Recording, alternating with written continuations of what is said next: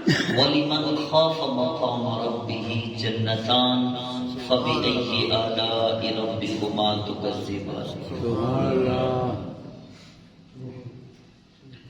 اور جو شخص اپنے رب کی بارگاہ میں حاضر ہونے سے ڈر گیا اس کے لیے 2 جنتیں ہیں، اور تم اپنے رب کی کون کون سی نعمت کو جھٹلاؤ گے۔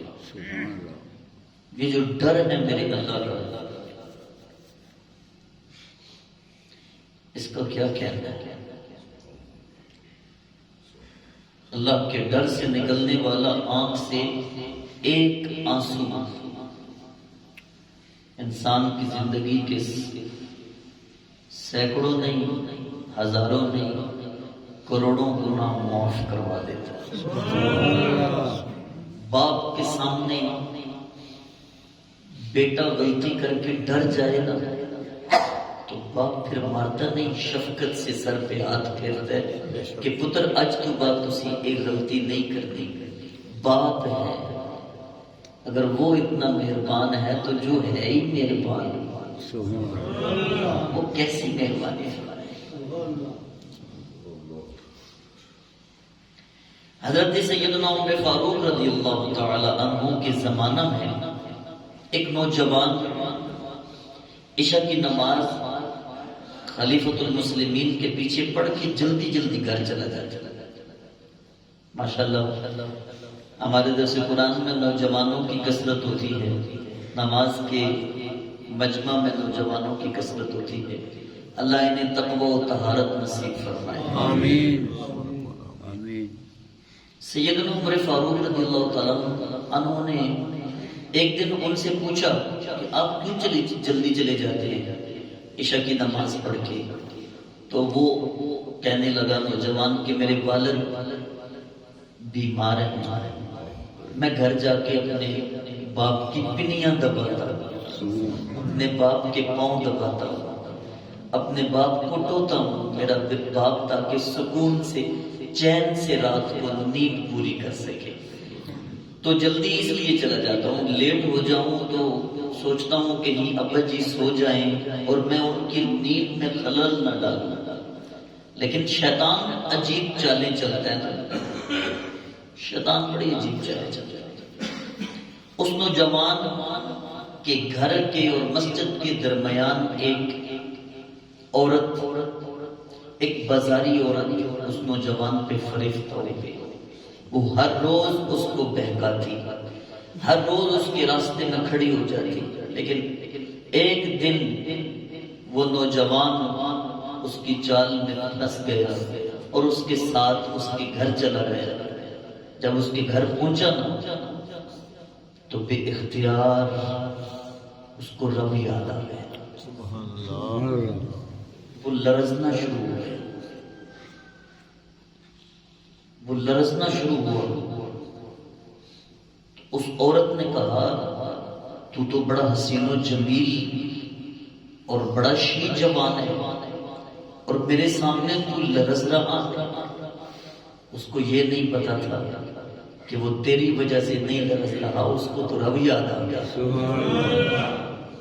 اس نے بے اختیار پھر یہ آیت پڑھی، ان الذین اتقوا، کہ بے شک وہ لوگ جو اپنے رب سے ڈر جاتے ہیں، اذا مسهم طائف من الشیطان، جب بھی شیطان ان کا راستہ روکتا ہے، تذکروا، ان کو بے اختیار رب یاد آ جاتا ہے، فاذا هم مبصرون، اور شیطان نے جو ان کی آنکھوں کے اوپر پردہ ڈالا ہوا ہوتا ہے وہ پردہ بھی ہٹ جاتا ہے اور رب کے فضل سے ان کی آنکھیں کھل جاتی ہیں۔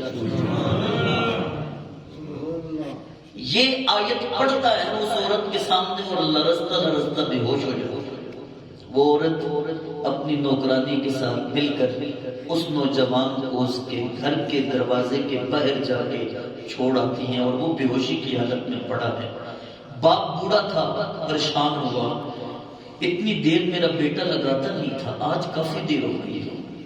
اوکھا سوکھا اٹھا، باہر نکلا، دیکھا تو صحیح میرا بیٹا کہاں ہے، دیکھا تو بیٹا بے ہوش پڑا ہے۔ وہیں جلدی جلدی ہوش میں لایا، پانی ڈالا، پانی پلایا۔ جب ہوش آیا نا، بیٹے سے پوچھا پتر کیا ہوا تھا تیرے ساتھ؟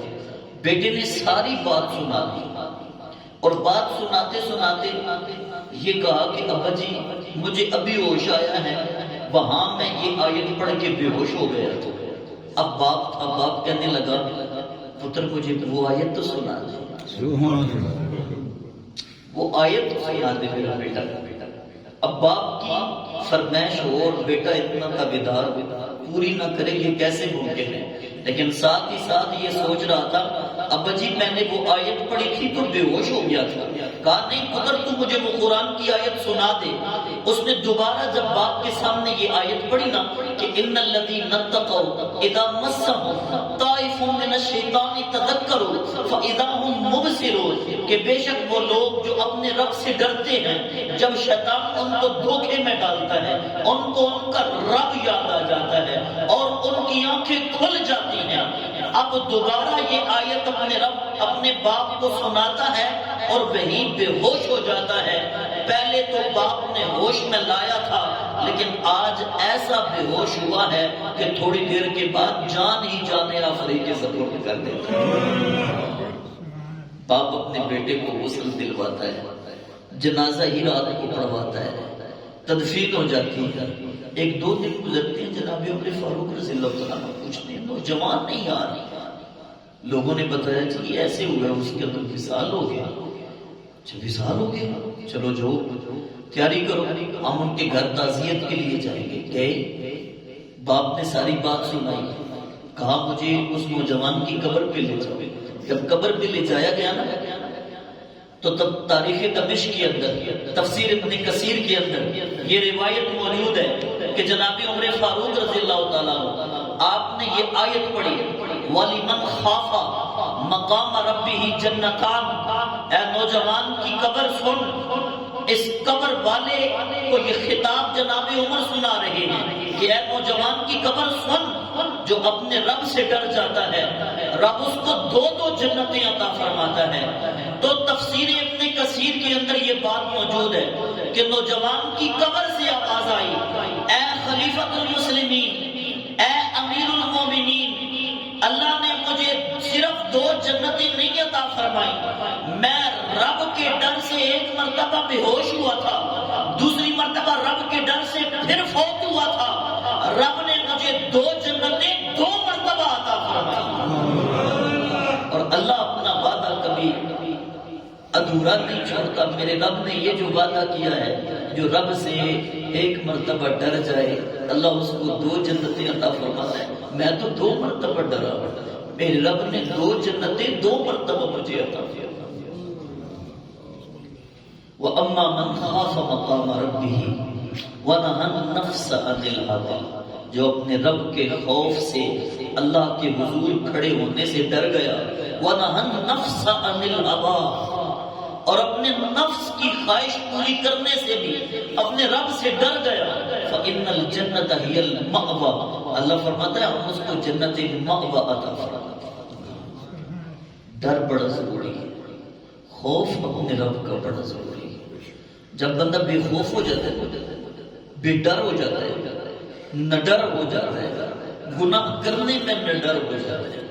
نڈر ہونے کے بڑے میدان ہیں، گناہ کرنے میں نڈر نہیں ہونا، بے ڈر نہیں ہونا گناہ کرنا۔ گناہ کرنے میں اللہ سے ڈرنا ہے۔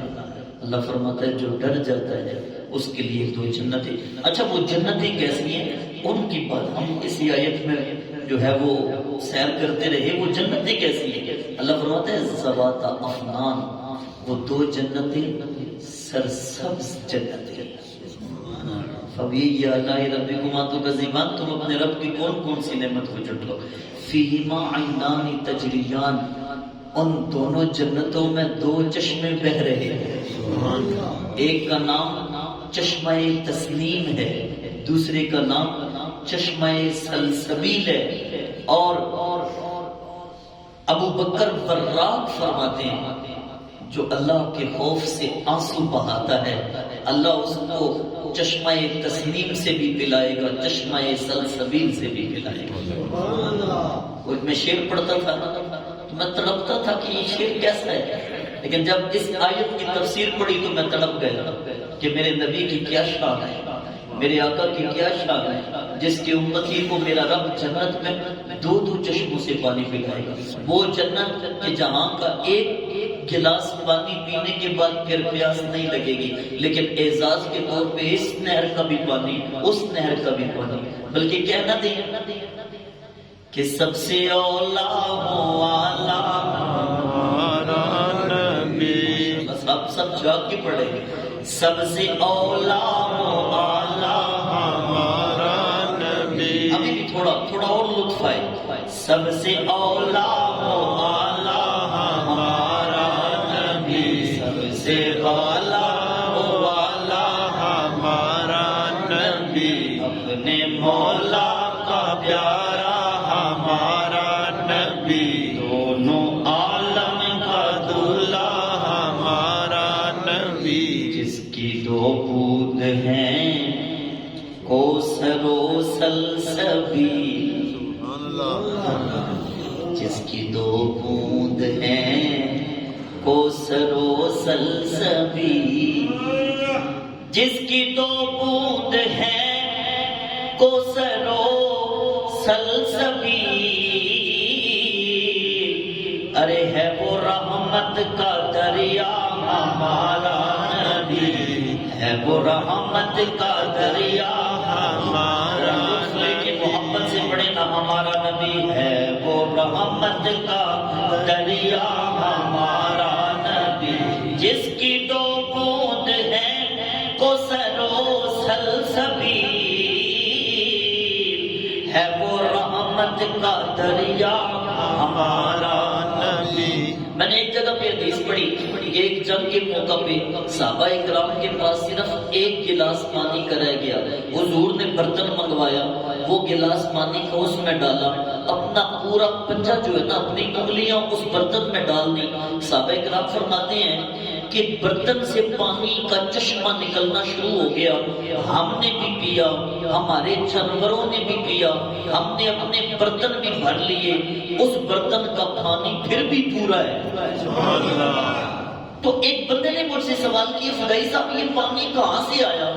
تو میں نے کہا یہ وہ نبی ہے جو کوثر و سلسبیل کا مالک ہے. ہاتھ برتن میں ہے، نہروں اور ہاتھ کا کنیکشن نہروں کے ساتھ ہے، جنت کی نہروں کے ساتھ. یہ چاہے تو جنت کی نہروں سے پانی منگوا بھی سکتا ہے. اب آپ کو سمجھ آئیے تو لطف سے پڑھے نا کہ جس کی دو بوند ہیں کوثر و سلسبیل. ہے وہ رحمت کا دریا ہمارا نبی. ہے وہ رحمت کا دریا ہمارا نبی. سب سے اولا والا ہمارا نبی. سب سے والا ہمارا نبی. فیما عینان تجریان، اس میں دو چشمے جاری ہیں. فبأي آلاء ربكما تكذبان، تم اپنے رب کی کون کون سی نعمت کو جھٹلاؤ گے. فیہما من کل فاکہۃ زوجان، اس میں ہر قسم کا پھل دو دو طرح کا ہے. سبحان اللہ. ہر قسم کا پھل دو دو طرح کا. کیسا؟ ایک تازہ، ایک خشک. جیسے خشک میں وجاہت کیا. فیہما فبأي آلاء ربکما تکذبان، تم اپنے رب کی کون کون سی نعمت کو جھٹلاؤ گے. متکئین علی فرش بطائنها من استبرق وجنى الجنتین دان. اور اہل تقوی متقین اللہ سے ڈرنے والے اس جنت میں اپنے بستروں پہ ٹیک لگائے ہوئے ہوں گے. جس بستر کے استر نرم دبیز ریشم کے ہوں گے. وجن الجنتین دان، اور پھل اپنی شاخوں سے لٹک رہے ہوں گے. فبأي آلاء ربكما تكذبان فیہن قاصرات الطرف، اور اس جنت میں نیچی نگاہوں والی عورتیں ہوں گی. لم یطمثہن انس قبلہم ولا جان، کہ ان متقین سے پہلے جن عورتوں کو نہ کسی انسان نے چھوا ہوگا نہ کسی جن نے چھوا ہوگا. فبأي آلاء ربكما تكذبان كأنهن الياقوت والمرجان، گویا کہ وہ عورتیں نہیں یاقوت اور مرجان ہیں. اللہ کی نعمت ہے یہ. فَبِأَيِّ آلَاءِ رَبِّكُمَا تُكَذِّبَانِ هَلْ جَزَاءُ الْإِحْسَانِ إِلَّا الْإِحْسَانُ. کیا احسان کرنے کا بدلہ احسان نہیں؟ جب ایک بندہ ایک مومن اپنے رب اور اس کے رسول کی خاطر پوری دنیا سے ٹکرا کر کہتا ہے نہیں، میں صرف اپنے رب کو وحدہ لا شریک مانتا ہوں، میں صرف مدینے کے تاجدار کو آخری نبی مانتا ہوں، اللہ فرماتا ہے ایسا کرنے والے کا، ایسا احسان کرنے والے کا بدلہ احسان نہیں. فَبِأَيِّ آلَاءِ رَبِّكُمَا تُكَذِّبَانِ. یہ ہے وہ جنت جس کی ابھی ہم سیر کر رہے تھے نا. یہ وہ دو جنتیں ہیں کہ جن کو اللہ متقیوں کو جن عطا فرمائے گا. اچھا بس بات ختم کرتے ہیں، آدھا رکوع ابھی باقی ہے، لیکن جو اگلی آیت ہے وہ بڑی عجیب ہے. فرمایا وَمِن دُونِهِمَا جَنَّتَانِ. یہ دو جنتیں تو تھی نا جن کا ہم نے ذکر کر لیا. وَمِن دُونِهِمَا جَنَّتَانِ. اللہ فرماتا ہے ان دو جنتوں کے علاوہ اور بھی دو جنتیں. انشاءاللہ آئندہ نشست میں پڑھیں گے. اللہ عمل کی توفیق عطا فرمائے.